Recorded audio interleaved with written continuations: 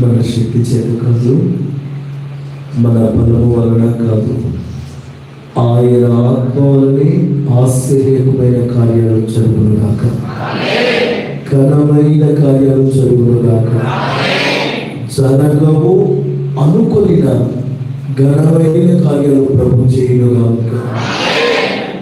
అసలు మీరు మారటం అసాధ్యం అనుకున్న వారే మార్చబడుదురుగాక.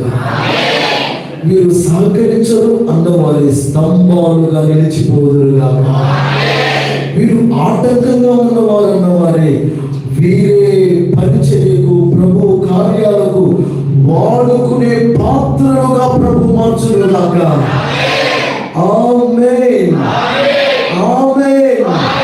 ఈ పిల్లలకు పెళ్లి కాదు, ఈ పిల్లలకు ఉద్యోగం రాదు, ఈ పిల్లలకు మంచి భవిష్యత్తు కష్టం అనుకున్న వారే దీవెనకరమైన వారుగా నా దేవుని ఆత్మతో నింపబడి నడిపించబడుదురుగాక.